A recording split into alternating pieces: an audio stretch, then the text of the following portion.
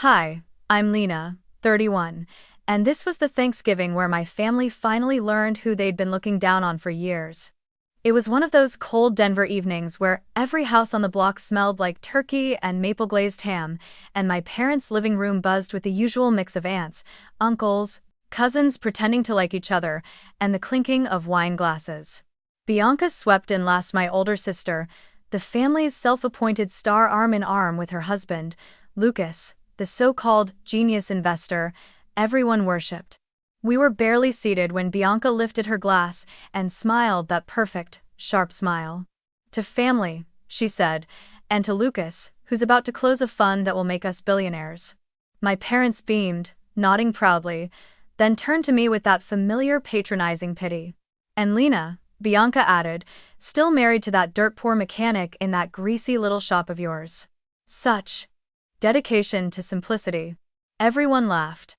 I swallowed hard, letting the burn sit in my chest, knowing none of them had the slightest clue what that dirty shop actually held or how soon they'd be on their knees begging me to sell it to save Lucas. They thought they knew who the failure in the family was. They were wrong, very wrong. And before we go deeper, where are you listening from, and what time is it for you right now? Growing up, the scene at that Thanksgiving table wasn't new to me. It was simply the adult version of a script my family had rehearsed my entire life. Bianca was always the sun in our household, bright and loud and impossible to ignore, the daughter everyone praised for her beauty, her confidence, her ability to charm a room before she even knew how to spell her own name. My parents loved that about her. They fed it, watered it, polished it. Every school talent show, every group project, every family gathering, they pushed her right to the center. "Look at Bianca," they'd say. "She was born for the spotlight." And then there was me. Quiet. Observant.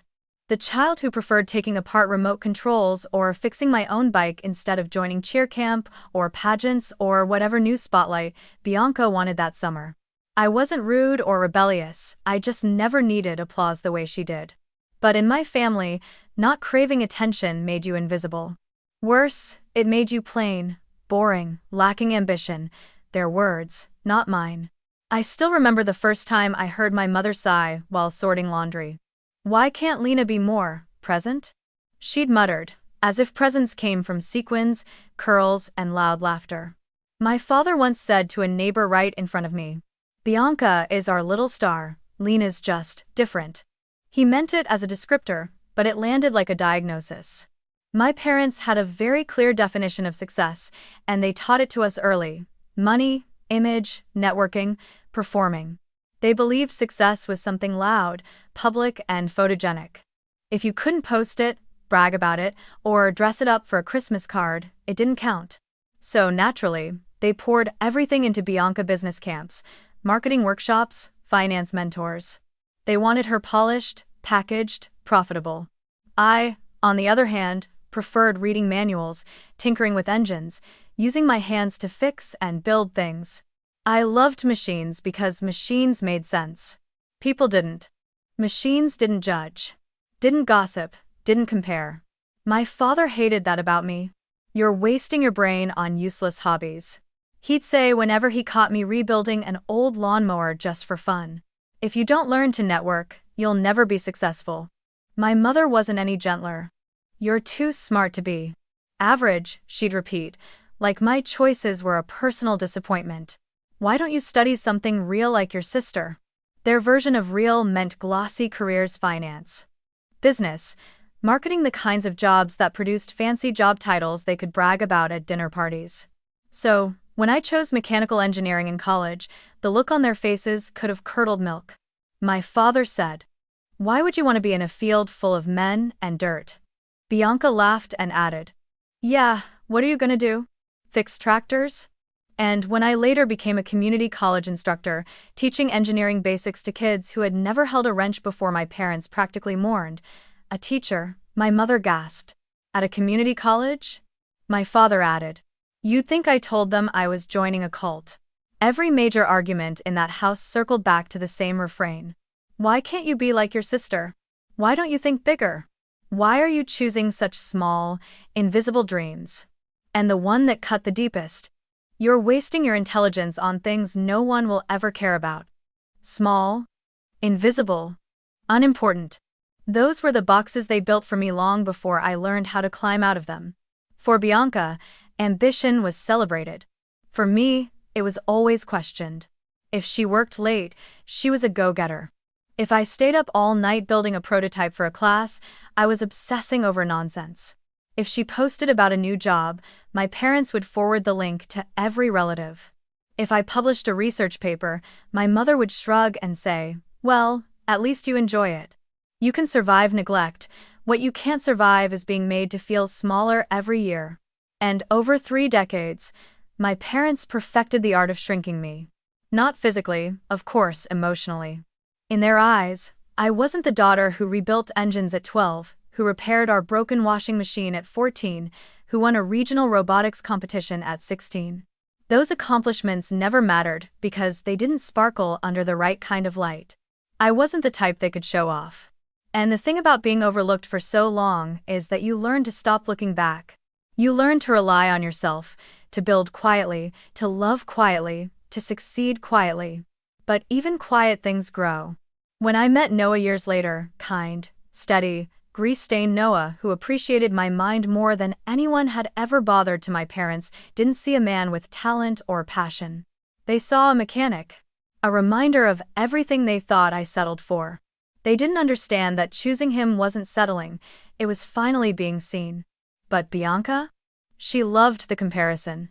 My sister had been raised to measure her worth by being above someone. And for 30 years, that someone was me. Looking back now, I realize the saddest part wasn't how badly my family misjudged me, it was how badly they needed to. To lift Bianca higher, they had to push someone lower, and I was the easiest person to push.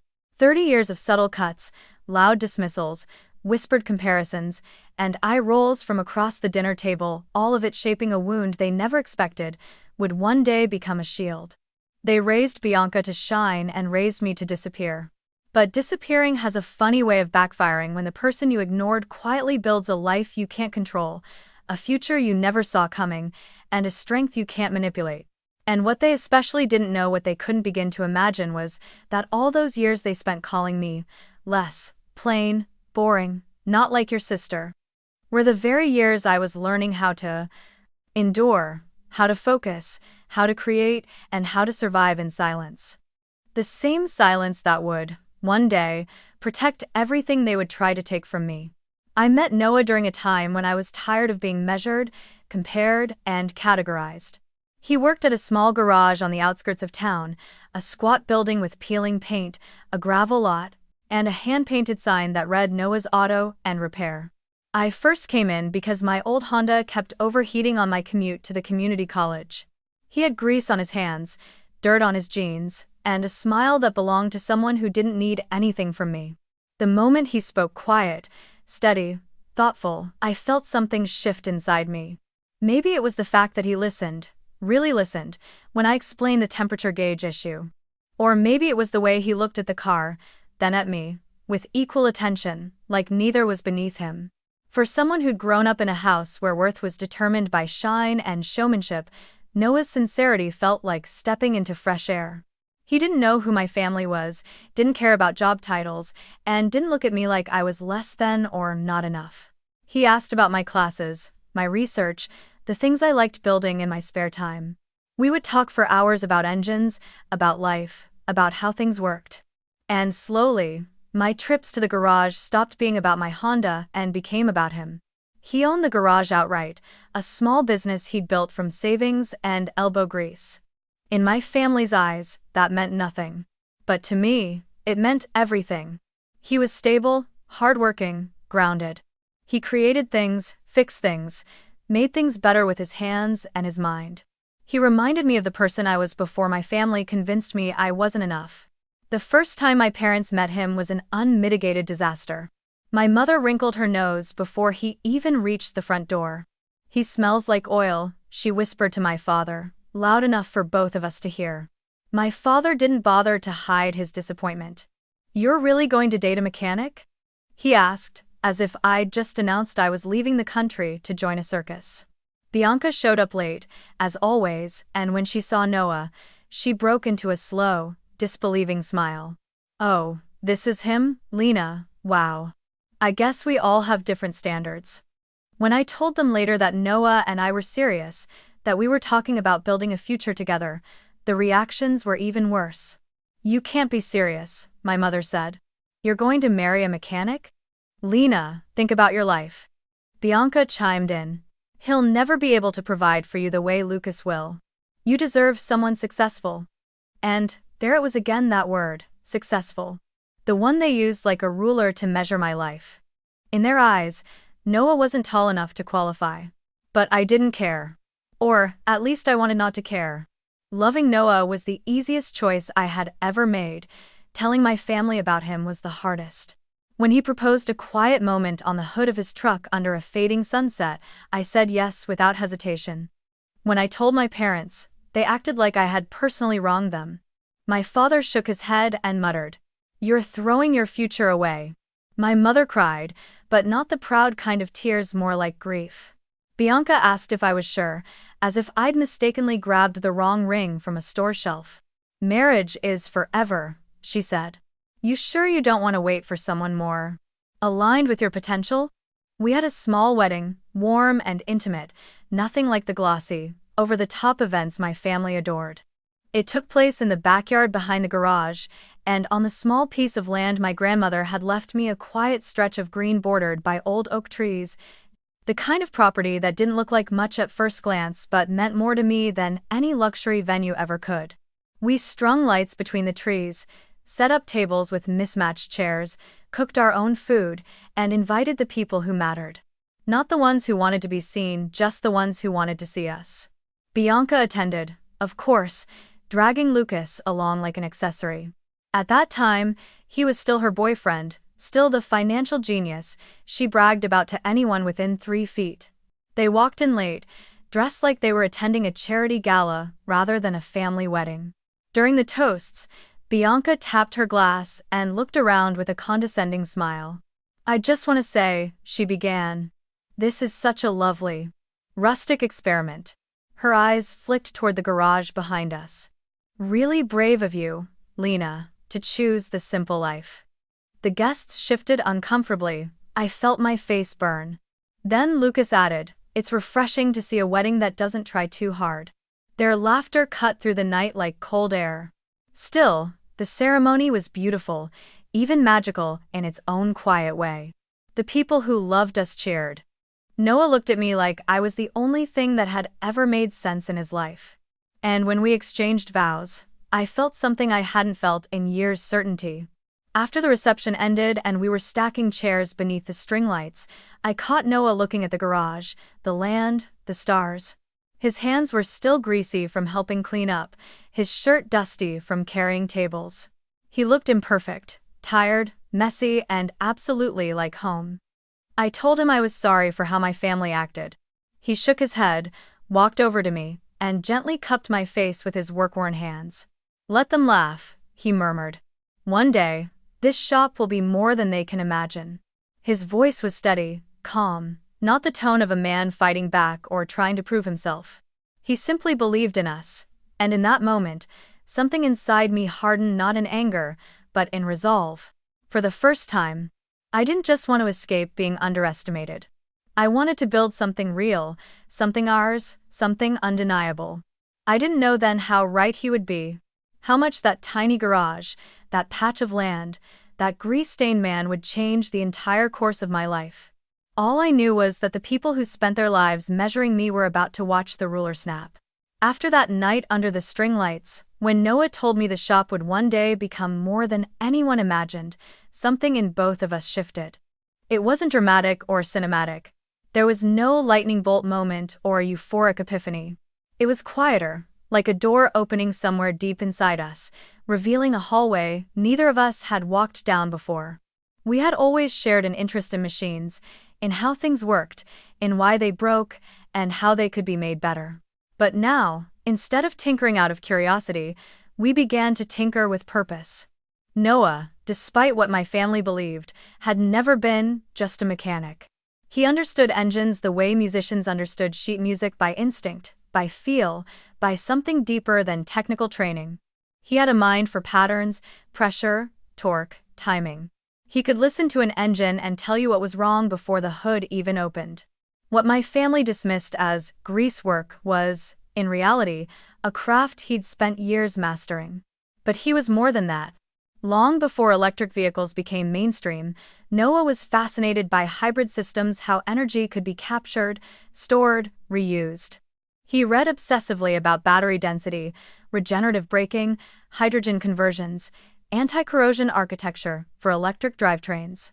He had notebooks filled with sketches and formulas he kept in the drawer under his workbench. Most customers never saw them. Most people wouldn't have understood. And then there was me. They thought my degree and my teaching job were small, plain, insignificant. But my background in mechanical engineering and data analytics wasn't deadweight. I just never had a place to use it freely. With Noah, I did. I started coming to the garage after classes, spending evenings and weekends there, sitting beside him on the cold concrete floor with grease on my jeans and spreadsheets open on my laptop. We talked through ideas, drew out possible systems, researched newer components, contacted professors I still kept in touch with from school. It started small, adjusting fuel ratios on older trucks to reduce consumption. Then experimenting with insulative coatings to minimize rust on undercarriages, something that plagued fleet vehicles in Colorado's snow and salt-heavy winters. Then came the big idea, the one that changed everything: retrofitting older pickup trucks into low-emission hybrid systems, stronger, cheaper, and more durable than anything on the market. Fleet companies were always trying to extend the life of their vehicles. If we could create a solution that reduced maintenance costs and cut emissions without requiring them to buy brand new EV fleets, we would be solving a problem that no corporation had managed to crack affordably. So we began. And failure became our nightly ritual. Our first prototype melted part of the casing because we underestimated thermal output. The second one produced so much noise the neighbors called to ask if we were running a jet engine. The third leaked battery fluid. The fourth caught on fire, thankfully small, and we managed to smother it before it spread beyond the test bench. But every failure taught us something new, and instead of breaking us, it bound us. We spent nights hunched over metal frames, soldering connections, scraping off burnt coating, adjusting torque converters and voltage regulators. There were times I would return home at 2 a.m., with my hair smelling like smoke or coolant, and students at the community college would sometimes ask why I had faint grease stains on my sleeves. I never explained. It felt like we were guarding a tiny flame in our hands, too early to protect openly, too precious to expose. We subscribed to journals, bought used textbooks, emailed experts, and even Skyped with a retired automotive engineer in Michigan who became a sort of informal mentor. Some nights we argued over calculations, over feasibility, over the cost of materials, but we always ended up on the same side of the problem. It was the first time in my life I felt like I was building something not just with someone I loved, but with someone who saw me fully.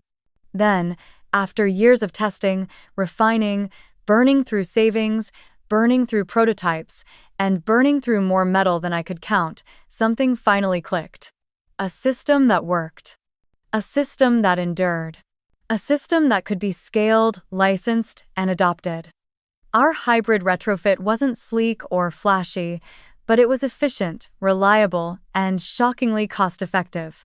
It reduced fuel consumption, extended the lifespan of older trucks, decreased emissions, and cut maintenance costs enough that even a mid-sized local fleet could see the impact. And the anti-corrosion coating Noah perfected after more failed batches than we could count was durable enough to withstand Colorado winters at a fraction of the cost of current solutions. It wasn't just good. It was groundbreaking. That was the moment we realized we weren't tinkering anymore. We were inventing. So we documented everything: drawings, formulas, test results, timestamps, video logs. Then we took it to someone we trusted. Adrian, a lawyer recommended by one of my former professors. He was calm, meticulous, and understood the importance of IP protection.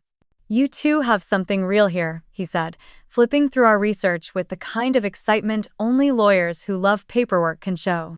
If you want to keep this safe, we need to start the right way. Under his guidance, we filed for patents. We formed an LLC Aurora Drive Systems separate from the garage so that no one, absolutely no one, could touch the intellectual property or underlying assets without our consent. Adrian walked us through trusts, liability shields, voting rights, ownership percentages, and contingency plans.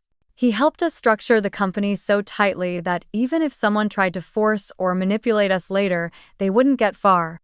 And all of it happened in silence. We didn't post on social media. We didn't announce anything. I didn't tell my coworkers. Noah didn't tell customers. My parents? They still believed I spent my weekends helping my mechanic husband clean his shop. Bianca thought we were living paycheck to paycheck. Lucas thought Noah was one step above being unemployed, and that was fine. Better than fine. Their ignorance was insulation. Their dismissal was camouflage. Their pity was protection. So we let them think what they wanted. They saw a greasy garage. They never saw the server racks in the back office, the prototypes locked behind steel cabinets, the whiteboards covered in equations, the testing equipment we bought piece by piece, the blueprints laid out on the floor like maps of a future they couldn't comprehend. They believed we were small, invisible, forgettable. But in the quiet, away from their judgment, we were building something big enough to change everything. And soon, very soon, the people who spent their whole lives looking down on us would realize they had never once looked closely enough. While Noah and I spent our nights soldering wires, analyzing data sets, and burning through prototypes in the garage, the rest of my family was occupied with a very different kind of building an empire of image. Bianca married Lucas the following spring in a wedding that could have doubled as a luxury car commercial. Everything sparkled: her tiara, the chandeliers, the imported orchids lining the aisle. Even the guests seemed chosen for their gloss. Lucas stood beside her like a poster boy for financial success, the kind of man my parents dreamed their daughters would marry. Crisp suit, expensive watch, flawless smile. A portfolio so diverse, he treated it like a personality trait. My parents cried at the wedding, but not the way they cried at mine. When I married Noah, their tears were disappointment. When Bianca married Lucas, their tears were pride. Almost overnight, my sister and her new husband became the golden couple of the family. Lucas managed a fund that invested in everything flashy: real estate, crypto, tech stocks, trendy startups that made headlines but rarely profits. He was the type who talked fast, dressed sharp, and made everyone feel slightly less intelligent just by standing near him. My parents adored him. Bianca adored the way everyone adored him. They bought a 5-bedroom house in a newer, shinier neighborhood, complete with a wine cellar they didn't need, a home office Lucas rarely used because he preferred working from rooftop lounges, and an entire walk-in closet Bianca filled with designer bags. My mother would beam every time she visited. "This is what success looks like," she said once, running her hand lovingly across Bianca's marble kitchen countertop. "See how a real man takes care of his family?" She said it while looking directly at me. Meanwhile, Noah and I kept living the way we always had: modest home, older cars, garage doors that creaked when they opened. My parents rarely visited us, and when they did, they brought the kind of smiles people reserve for charity work. "You two must be working so hard," my father would say, staring at the grease-stained floor. "Living paycheck to paycheck can't be easy." Bianca echoed the sentiment during every family gathering, loudly enough for the aunts and uncles to hear. "You're so brave, Lena," she would say with faux admiration. "I could never live like you, so simple, so humble." And she always made sure to mention Lucas immediately afterward, like a punctuation mark. "Lucas is taking his fund to $1 billion next year," she would announce, raising her glass while everyone oohed and ahed. It became a pattern. Every housewarming party, every birthday dinner, every holiday they would shower praise on Bianca and Lucas, then glance at me as if to say, "See? This is how you should have turned out. They treated Noah like the struggle I had chosen, the evidence of my failure. But what they didn't know, what they didn't bother to know, was that while Lucas was throwing around investor jargon at cocktail hours, Noah and I were securing deals with actual engineers, signing NDAs with automotive consultants, and quietly moving Aurora Drive systems closer to something real. But image was everything to my family, and Bianca wielded it like a scepter. She hosted endless gatherings at the new house, each one more extravagant than the last. She invited people she barely liked just to show off her imported wine. Lucas strutted around with the confidence of a man who believed wealth made him untouchable. My parents followed behind them like devoted disciples. And I always felt like a ghost in those rooms. Present, but never fully acknowledged. Respected? No. Seen? Only as the family disappointment who married a man with calloused hands. The moment that cemented this humiliation, the one I can still picture vividly, happened at yet another housewarming event. Bianca had just finished bragging about her upcoming trip to Tuscany when Noah approached my father with something he'd made just for him. A coffee table crafted from reclaimed truck parts, welded, sanded, and finished by hand. It was beautiful, industrial, artistic, unique. Noah had spent weeks designing it so it would match my parents' style, even though they never appreciated his work. He brought it into the room with this quiet, hopeful smile. "I made this for you," he told my father. "Thought it might look good in your den." My father stared at it for a few seconds, then glanced at Lucas before responding, as if he needed approval. Lucas raised an eyebrow, smirked, and whispered something to Bianca that made her laugh. My father cleared his throat. "It's creative," he said, his tone the same one he used for participation trophies. "But we just ordered a custom Italian table. You understand, right?" Bianca chimed in. "Oh my God, Dad, you can't put that next to your designer furniture." The room filled with polite chuckles. Noah nodded, pretending not to be hurt, and carried the table back outside. They left it on the back patio next to the trash cans, where it sat untouched for the rest of the night. That moment burned more than any insult thrown at me. Because Noah, who had never wanted anything from them, had offered something made with kindness, skill, and sincerity, and they reduced it to junk in seconds. They didn't just belittle the table, they belittled the man who made it, the man they never considered good enough for their daughter. And, by extension, they belittled me. Again, and again, and again. But what they didn't know was that every insult sharpened us. Every eye roll at our simple life, every whispered comment about blue-collar couples, every time Lucas bragged about his fund while subtly mocking our little garage, all of it strengthened the quiet fire inside me. Because the audience, unlike my family, already knew the truth. They knew what we were building, they knew what was coming. And the deeper the humiliation went, the more satisfying the explosion would be when everything flipped. This was my second emotional bottom, another layer of belittlement stacked onto years of being seen as lesser. But this time, I wasn't the same invisible girl I grew up as. I was a woman carrying a secret that could change the trajectory of my entire family. And while the golden couple celebrated their superficial rise, Noah and I were preparing for something far bigger, far quieter, and far more powerful than any of them could imagine. What my family didn't realize was that while they were busy polishing their image, Noah and I were polishing something else entirely, a technology that was finally ready to leave the garage and step into the real world. It started with a small logistics company called Miletrack Transportation, based in Fort Collins. They ran a modest fleet of aging pickup trucks and delivery vans, constantly fighting engine wear, rust damage, and outrageous fuel costs. Their operations manager, a soft-spoken man named Harry, heard about our hybrid retrofit system through a retired engineer who'd been advising us unofficially. One afternoon, he showed up at the garage, hands in his coat pockets, eyes scanning our equipment like he wasn't sure whether he'd walked into a miracle or a scam. "We'll test one vehicle," he said. "Just one. If it works, we'll talk more." Noah and I spent 2 weeks retrofitting one of their oldest trucks, a battered Ford F-250 with half its original life left. When Harry returned, he brought his chief technician along.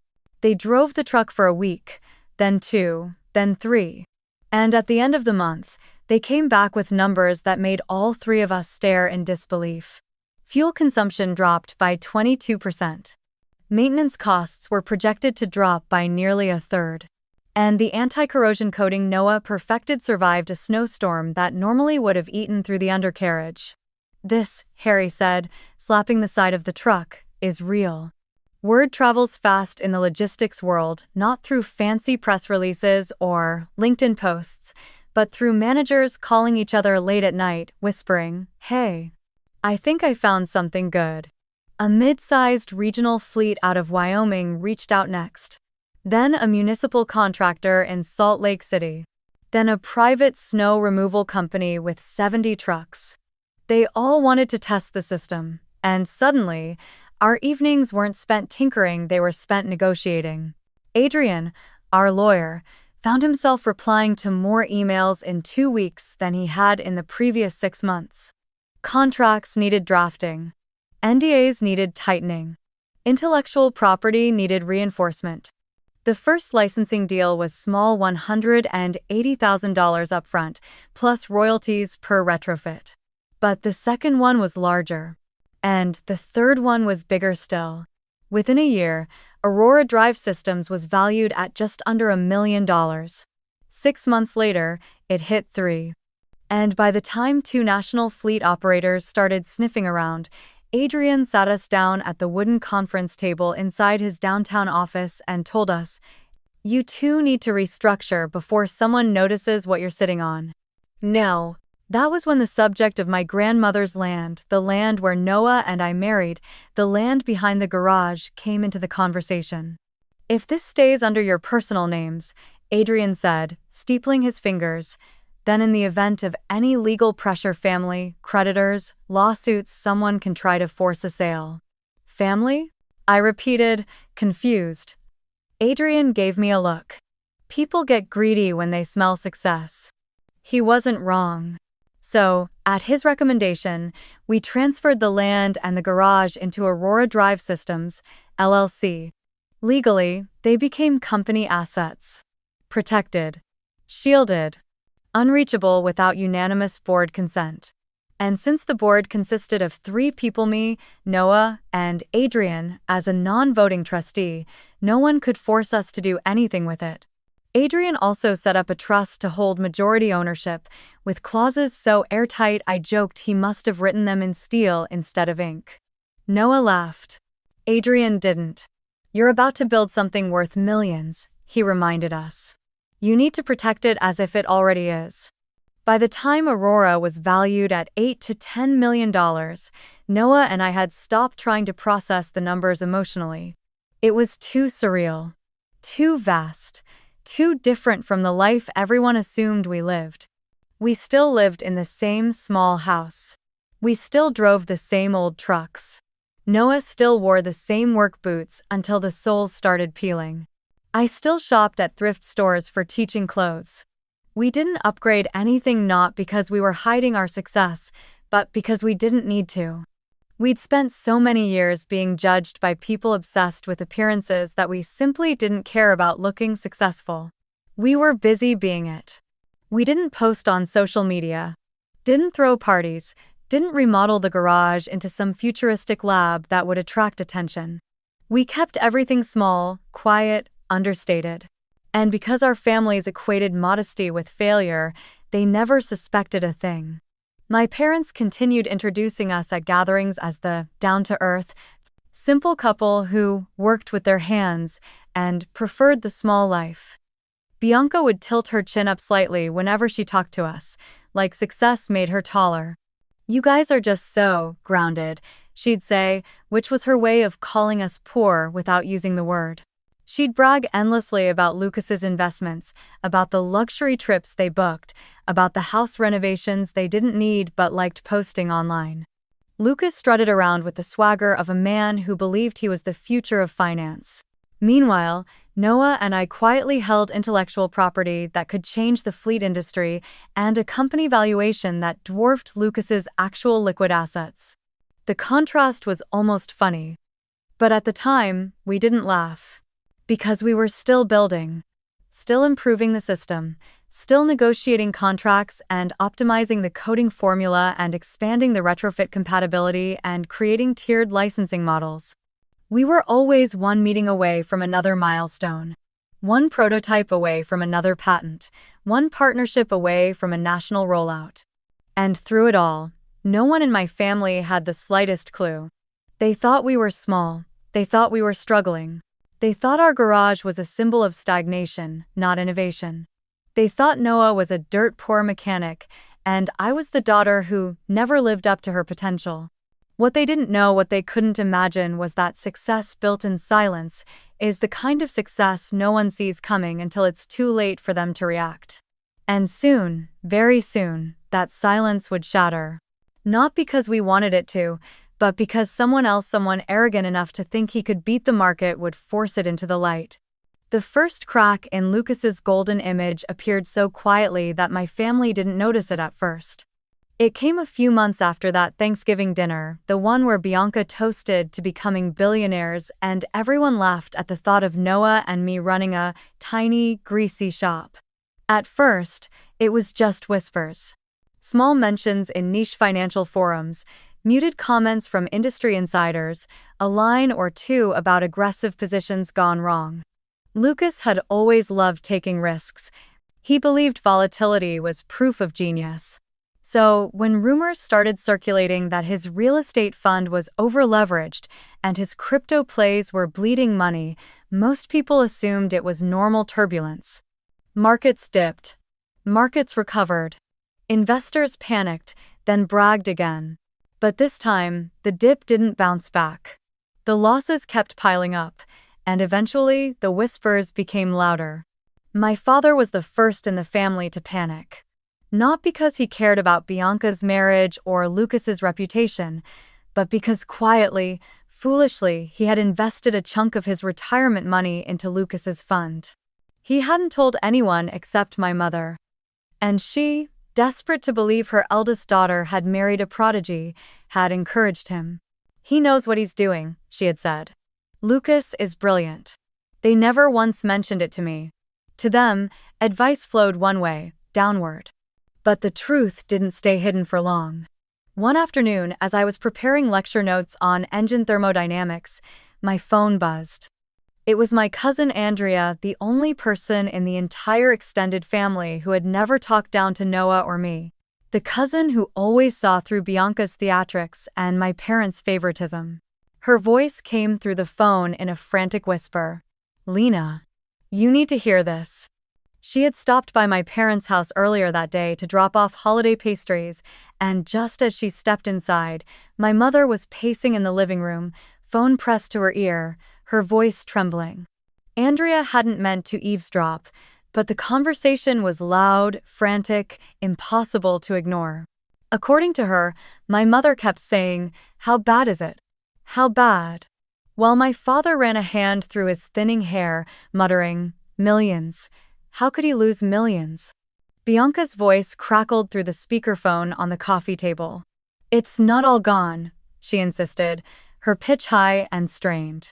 "It's temporary. The real estate deal isn't dead yet. Lucas just needs time." But another voice, my uncle's, apparently cut in sharply. "Time doesn't matter when the SEC is circling." Okay. That was when Andrea froze. SEC. As in federal investigation. As in not a small problem. As in career-ending, life-destroying, prison-adjacent problem. My mother gasped. What about the clients?" Bianca hesitated. "Some are threatening lawsuits. They're accusing Lucas of misrepresentation." And then came the line that made Andrea call me immediately afterward. My father, in a low, angry growl, said, "Lena is the only one with real assets. That land, that stupid shop, she owes it to the family. She can sell it. It's time she finally contributes. Owes it. Finally contributes." As if decades of dismissal suddenly entitled them to my life's work. Andrea repeated the words exactly, as if she knew how deeply they would cut. I felt my throat tighten. My grandmother's land, the place she left for me, the place where Noah and I had married, where we had built prototypes and spent sleepless nights, it was sacred. It was ours. That stupid shop was Aurora Drive Systems headquarters. It was legally protected. But my parents didn't know that, and they planned to come for it. According to Andrea, they were already making calls. Bianca wanted to bring a lawyer, one of Lucas's contacts, ironically, and they planned to show up at our house within days, maybe sooner, to talk, which meant strong arm. They believed they could guilt me, pressure me, bully me into selling everything Noah and I built. They think you'll fold, Andrea said quietly. They think you're still the quiet one who doesn't fight back. For a long moment, I couldn't speak. Rage, betrayal, and heartbreak sat heavy in my chest. My parents hadn't asked if we were okay. They hadn't apologized for the years of mockery. They hadn't even considered the possibility that my life had value outside of how useful it was to Bianca. The only reason they were thinking of me at all was because they needed something. And they believed they were entitled to take it. That night, I sat with Noah on the front porch, the winter air cold enough to sting our cheeks. The sky was clear, star-studded, silent. But inside me, a storm was forming. I told him everything Andrea had heard, every word, every plan, every insult wrapped in entitlement. Noah listened without interrupting, hands clasped between his knees, jaw tight. He wasn't surprised, not really. He had always understood my family better than I wanted to admit, but hearing the words out loud shifted something in him too. They think they can force us? He said finally, his voice steady in that dangerous way that meant he wasn't angry, he was past angry. They think they can show up with a lawyer and just take everything? I nodded, unable to trust my voice. He exhaled slowly, looking out across the land my grandmother had given me. Lena, he said gently, there's something I need to tell you. Something I found out about Lucas months ago. I turned toward him, confused. What do you mean? Noah hesitated, as if weighing how much to say, then met my eyes. I think it's time you knew everything about what he's been doing. Not just with your family. With us. A chill ran through me, not from the cold, but from the quiet intensity in his voice. Whatever Noah knew, it wasn't small, it wasn't simple, and it wasn't something Lucas or Bianca ever wanted me to discover. Noah placed a steady hand over mine. Before they come after the shop, he said, you need to understand what Lucas has been betting on and why it's about to blow up in his face. And just like that, the real twist began. Noah didn't say anything else at first. He simply stood, walked inside, and returned with his old laptop, the one covered in grease thumbprints and stickers from automotive conferences we'd attended together. He set it gently on his knees, opened a folder I had never seen before, and turned the screen toward me. I wasn't going to show you this until I was sure, he said quietly. But after what Andrea told you, you need to know everything. 1. Rows of charts filled the screen, performance graphs, fund disclosures, SEC filings, and something that looked like a risk model. For a second, I didn't understand why he was showing me financial analysis. Then he clicked on a file labeled, Short Positions, Lucas A. Grant Fund. And my stomach dropped. Right there, in black and white, was the truth. Lucas didn't just dabble in trendy investments. He ran a hedge fund with aggressive, high-risk, high-leverage positions, bets that could either make him a fortune or bury him alive. One of the largest bets in his entire portfolio was a short position against one company, Aurora Drive Systems, LLC. Our company. The company Noah and I built from years of sweat and failure and fire and hope. What am I looking at? I whispered. Noah scrolled slowly, letting me read every line.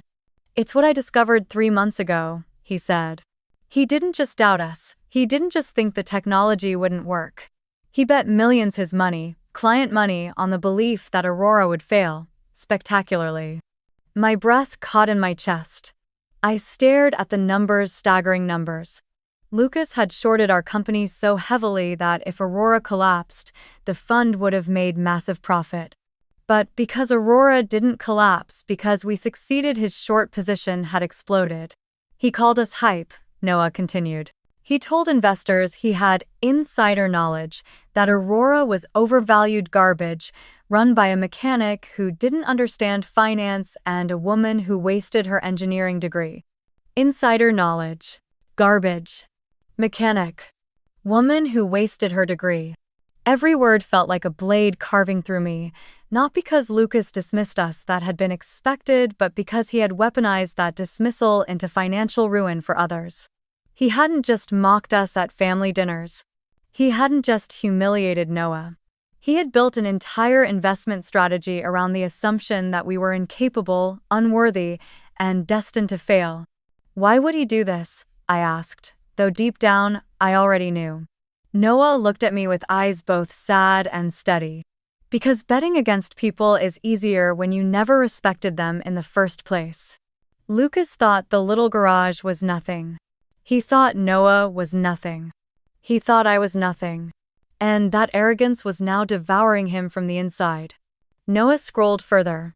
More documents, more numbers, more red lines. Every licensing deal we signed made his short position bleed. Every partnership, every improvement. Every success we kept quiet for our reasons pulled him deeper into the hole. I felt dizzy. So his collapse. It's tied to us, I whispered. Directly, Noah said. He told his investors he expected Aurora to tank. When it didn't, they lost millions. And now the SEC is sniffing around because someone reported that he claimed to have insider information about our technology. My hands trembled. I closed my eyes for a moment, trying to quiet the storm rising inside me. My own brother-in-law, the man Bianca worshipped, had literally bet on my destruction. And now, my parents wanted to tear apart my life to save him. It was almost poetic in its cruelty. The next morning, Noah and I drove to Adrian's office downtown. The winter sun was bright, almost mocking, turning the sidewalk silver as we walked in. Adrian was already waiting, stacks of files spread across his desk. He listened as we explained everything: Andrea's warning, my family's plan, the looming confrontation. When Noah finished, Adrian leaned back, hands steepled, and let out a slow, controlled exhale. I suspected something like this, he said. Not this exact scenario, but something involving the family. That's why I pushed so hard for the land transfer and the trust. So they can't force us to sell? I asked, bracing myself. No, Adrian said firmly. They can't. The land and the garage are corporate assets. Even if they came with 10 lawyers, even if they tried emotionally manipulating you, he glanced at me knowingly. They legally cannot compel a sale. Relief washed through me, but only for a moment. Adrian clicked open another file and turned his screen toward us. As for Lucas, he continued, this is much more serious than a bad investment. Shorting a company isn't illegal. But shorting it while claiming insider information that doesn't exist? While misleading investors? That's securities fraud. Fraud. A federal crime. The kind that ends careers and destroys wealthy families faster than market crashes ever could. And the SEC investigation? Noah asked. Very real. And if they dig far enough, which they will, they'll discover his misrepresentation. Possibly even deliberate market manipulation, depending on how he framed your company's valuation. I pressed a hand to my forehead. So what do we do? Adrian folded his hands. Nothing. Nothing? Yes, nothing. Do not reach out. Do not warn them. Do not hint at what you know. Let them come to you. Because they will come. And when they do, they will show their hand completely. Let them make the first move emotionally, legally, strategically. Then, when they push too far, we respond. He wasn't talking about revenge. He was talking about protection. About ending the cycle. They think you're weak, Adrian added. They think you're the quiet one they can bully. But you have something they don't expect: leverage backed by law. When they walk into that garage, they'll believe they're holding all the cards. Let them believe it. then show them they never held a single one. Enter Trial. As Noah and I walked out of the office, snow began falling soft, silent flakes landing on the pavement like tiny white warnings. My heart was pounding, but for the first time in my life, not out of fear. It was anticipation. My entire childhood had been built around shrinking for others. But now? Now they were marching straight into a confrontation they thought they would win. And they had no idea the world had already changed. They came on a Saturday morning. Too early for it to be anything but an ambush. Noah and I were in the back of the garage adjusting a calibration unit when I heard multiple car doors slam at once. Not a knock, not a call ahead. Just the unmistakable sound of entitlement marching straight toward us. When I stepped outside, my parents were already halfway across the gravel lot, Bianca trailing behind them in oversized sunglasses even though it was cloudy, and Lucas, pale, gaunt, nothing like the smug, genius investor he'd once performed as.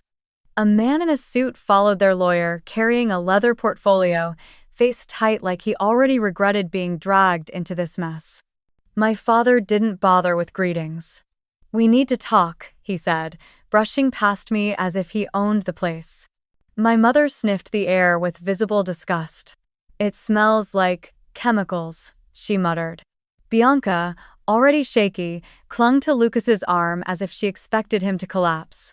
Lucas avoided my eyes. That was new. They gathered in the center of the garage, right where Noah and I had tested prototypes for years, completely unaware they were standing on the foundation of the very thing they were trying to steal. The lawyer opened his portfolio and slid a stack of papers onto the workbench, clearing a space without asking. "This is a purchase agreement," he said, tapping the documents. "A developer is ready to buy this land and the shop immediately. At a generous price." Generous price. They really thought I would jump. My father crossed his arms. "Your sister's husband is in trouble.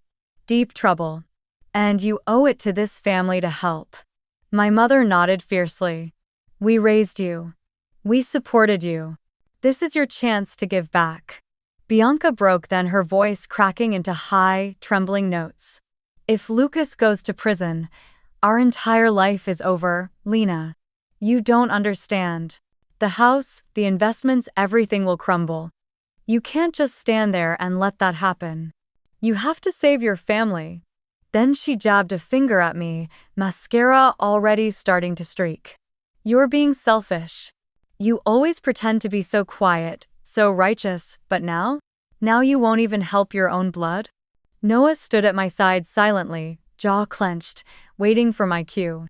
Adrian, who'd arrived moments earlier and positioned himself by the doorway, watched everything like a man who had seen this scene play out in other families, other battles, other betrayals. And me? I stayed silent. I let every word spill out. Let them lay bare every justification, every demand, every threat dressed as obligation. I wanted them to exhaust themselves with their audacity. I wanted the audience to hear the full depth of their entitlement before the turn. Finally, when they paused just long enough to breathe, I stepped forward. "There's just one problem," I said softly. "You're trying to sell something you don't own." For a moment, it was almost comical. My father blinked, confused. My mother frowned. Bianca froze, tears suspended mid-trickle. The lawyer cleared his throat with forced confidence. "The title search shows the land is in your name. Legally, you can proceed with this sale." I smiled not kindly. "Then your title search is outdated." Noah opened a side door, and Adrian stepped fully into view, straightening his tie. "Allow me," he said, placing a folder beside the lawyer's documents. 2 years ago, the land and the garage were legally transferred into Aurora Drive Systems, LLC.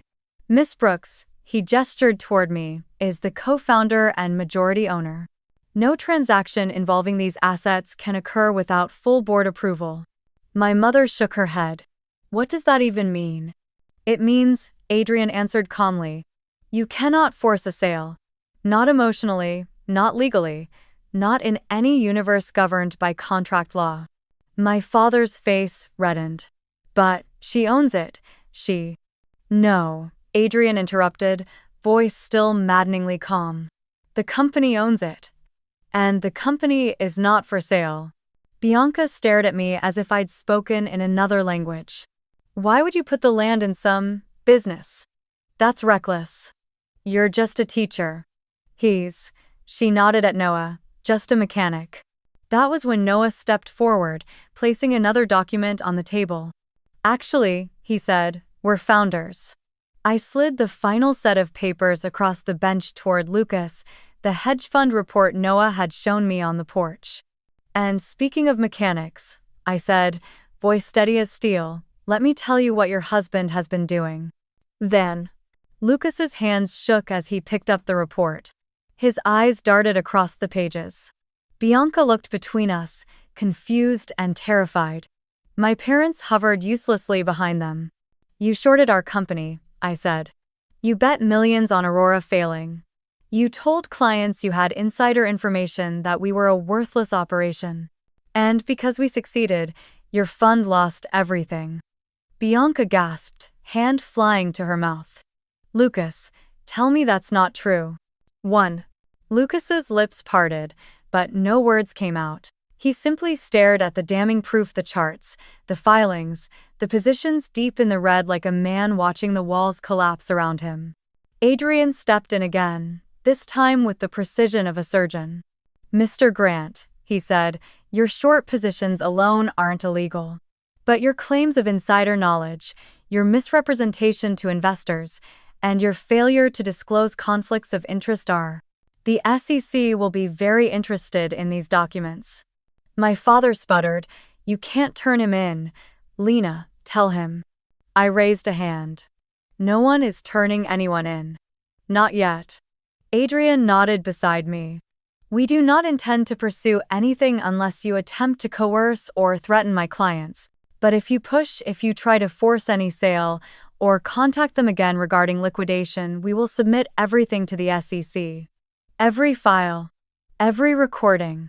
Every inconsistency. Silence. The kind that stretches. The kind that marks the collapse of delusion. Bianca crumbled first. She sank onto a crate beside her, mascara streaked, body shaking. Everything. Everything was supposed to work out, she whispered. Lucas was supposed to make us rich. He promised we'd never have to worry again. Lucas leaned against the wall, ghost pale, unable to face anyone. My mother looked like she'd aged 10 years in 10 seconds. My father's mouth opened and closed, but no sound came out. I let the quiet settle before I said the final blow, the one they had earned not out of cruelty, but out of truth. You spent your whole lives betting against me, I said softly. For once, the market just gave you your answer. Then I pointed to the door. Leave. All of you, and don't come back. And one by one, they did. Out of the shop, out of the land, out of my life. For the first time, I didn't feel small. I didn't feel overlooked. I didn't feel invisible. I felt free.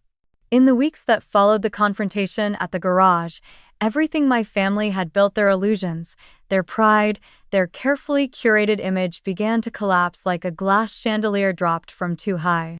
At first, I thought they might try to fight back, to argue, to plead, to bargain. But shock has a way of silencing even the loudest people. And the fallout started almost immediately.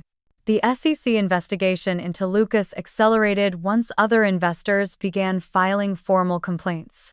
Lawsuits piled up allegations of misrepresentation, failure to disclose conflicts, and reckless short positions he had encouraged clients to take based on inside information. His fund froze withdrawals, then halted operations entirely. Investors panicked.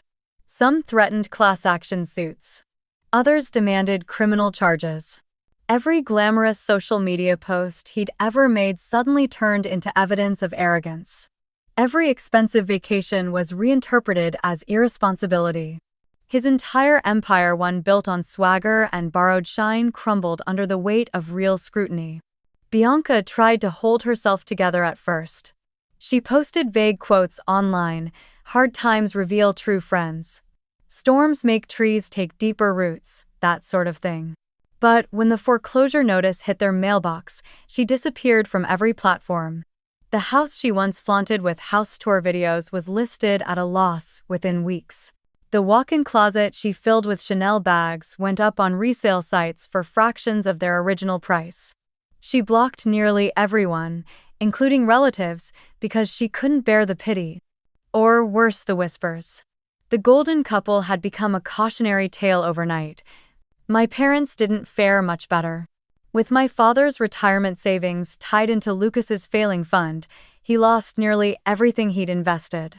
My mother, who once hosted lavish Thanksgiving dinners with perfectly folded napkins and monogrammed place cards, now refused to talk about the holiday at all. Their house, the one with the manicured lawn and annual Easter brunch, was too expensive to maintain. They sold it quickly, bitterness guiding every box they packed. They moved into a small condo outside the city, one with thin walls, narrow hallways, and no place to host the neighbors they once competed with. And yet, despite everything, they clung to a single narrative. Lena abandoned the family when we needed her most. They repeated it to cousins, relatives, church acquaintances, anyone who would listen. They painted themselves as victims, insisting they would have done anything for their daughters, conveniently omitting the part about trying to steal my business to save the man who had gambled away their future. But the truth has a way of settling, like dust in sunlight. People talk, documents leak. Even those who believed my parents' story at first eventually heard enough to realize something darker lurked beneath the surface. A few relatives reached out to me quietly, apologies whispered, sympathies offered, but by then, I no longer needed validation. I no longer needed anything from them. Meanwhile, Aurora Drive Systems entered a chapter that even Noah and I hadn't dared to imagine. Just as Adrian predicted, interest from major auto tech corporations spiked. One company flew us to California for a 2-day pitch meeting. Another sent a delegation to tour the garage, trying to hide surprise when they realized the tiny shop was the birthplace of a multimillion-dollar breakthrough. Eventually, a formal acquisition offer came in.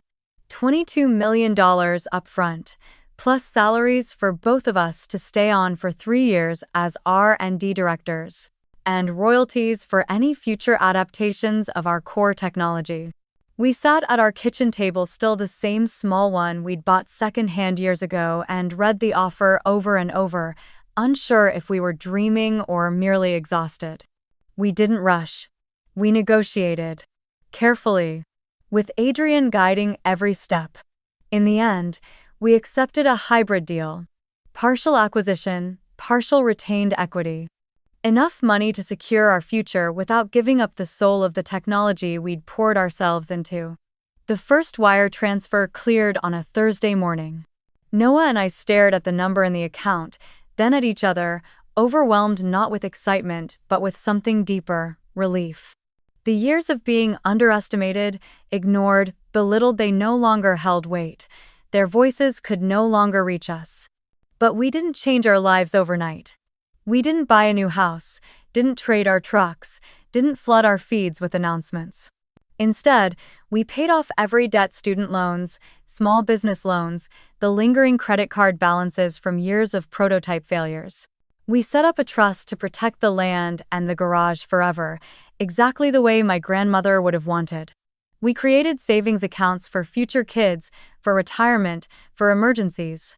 We began investing wisely, not grandly, not loudly, but safely. Noah still spent afternoons in the garage, choosing projects he liked: restoring vintage cars for neighbors, helping an elderly veteran fix the truck he couldn't afford to replace, teaching a group of local teens how to rebuild engines. I continued teaching part-time at the community college, not because I needed the salary, but because I loved the students, the ones who reminded me of younger versions of myself. Curious, overlooked, underestimated. We lived simply, not because we had to, but because we understood now, perhaps better than ever, the difference between wealth and worth. The real victory, though, wasn't monetary. It wasn't the acquisition, or the trust, or the patents. It was the silence, the peace, the absence of my family's constant comparisons, judgments, and condescending advice. For the first time in my life, I wasn't shrinking to fit inside the narrow frame they built for me. For the first time, I wasn't competing with Bianca's spotlight or my parents' expectations. For the first time, I was living without their voices shaping every decision. Some people think revenge means hurting the people who hurt you. But real revenge, quiet revenge, is choosing a life they can no longer touch. A life where their opinions hold no currency. A life defined not by escape, but by freedom. And standing next to Noah on those calm, ordinary mornings, coffee in hand, sun rising over the land my grandmother entrusted to me, I finally understood something I should have known all along. The greatest victory I ever claimed wasn't proving my family wrong. It was finally choosing a world where they no longer had the power to define me. 1 year later, Thanksgiving didn't feel like a holiday I had to endure. It felt like a day I had earned. Not a performance, not an obligation, not a stage for my parents' yearly comparison games, but a quiet celebration of the life Noah and I had built with our own hands. The garage, once cluttered and dim, had been renovated into a warm, bright workspace with polished concrete floors, new lighting, and a small lounge area. The company insisted we add so employees had a comfortable place to gather. And that's where we decided to host our first Friendsgiving. There, we cooked everything ourselves: Noah's smoked turkey, my roasted carrots with honey glaze, Andrea's homemade rolls she'd learned from her grandmother. Employees drifted in with their partners, carrying pies and cider jugs. Neighbors came by with side dishes still warm from the oven. Even a few longtime customers, the kind who remembered Noah's earliest days fixing trucks for barely enough money to cover parts, showed up with gifts, stories, and gratitude. No one cared about titles. No one cared about money. No one cared about image. For the first time, I looked around a crowded room and didn't feel invisible. I felt chosen. Not by blood, by respect, by kindness, by sincerity. Andrea, leaning against one of the workbenches with a mug of cider, watched everything unfold with a soft smile. She waited until I walked over before speaking. "You know," she murmured, "your parents still think you'll go back one day." I raised an eyebrow. She nodded. "They told Aunt Linda last week. Just give it time. Lena will soften. She always does." I let out a slow, steady breath, not from anger, just from the quiet realization that my parents hadn't changed at all. "And Bianca?" I asked. Andrea's smile dimmed. "Still with Lucas. Somehow, they moved into a rental near the mall. She took a job at a boutique, and She shook her head. "He's doing odd jobs. No one in finance will touch him. Word spreads quickly when the SEC keeps your file open." I didn't feel satisfaction. Not anymore. There was a time when I thought justice meant watching people suffer consequences. But standing there, surrounded by people who genuinely cared about us, I realized the real justice was distance, the clean, quiet space between me and everything that had once hurt me. "I'm not angry anymore," I said softly. "Just done." Andrea nodded as if she'd been waiting for that exact sentence. "Good," she whispered. "You deserve to be done." And she hugged me, one of those rare hugs that says more than words ever could. Later that evening, while we were slicing pie and debating whether mashed potatoes count as a dessert, Noah insisted yes. My phone buzzed in my back pocket. I didn't want to look. Not on Thanksgiving.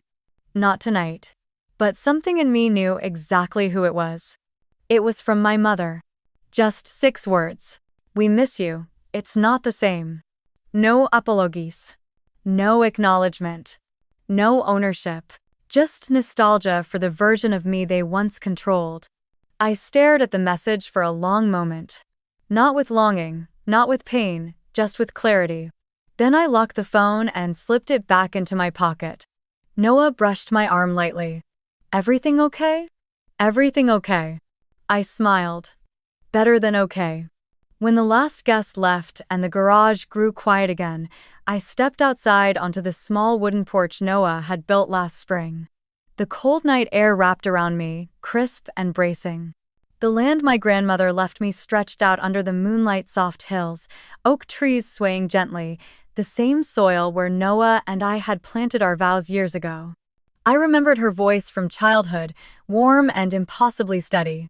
"I trust you'll do something meaningful with this place someday." Back then, I didn't understand what she meant.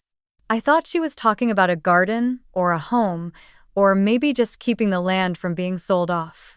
But now, standing there with a full heart and a quiet mind, I finally understood. It wasn't about the land. It was about the life I would build on it. A life defined not by approval but by integrity. Not by performance but by purpose. Not by family ties but by chosen family. I hadn't just built a company.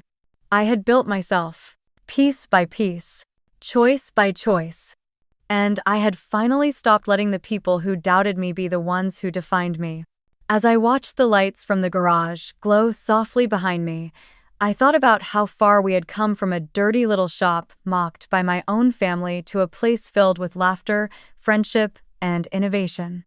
I breathed in the cold night air, steady and sure. Healing wasn't dramatic. It wasn't loud. It was this: a quiet night, a warm home, a life I chose. And as I turned back toward the door, ready to go inside to the people who actually cared about me, I thought of you, yes, you listening to this story. So let me close with a question, the same one we share at the end of every story on this channel. If the people who were supposed to love you spent years betting against you, would you still call them family? And where are you listening from today?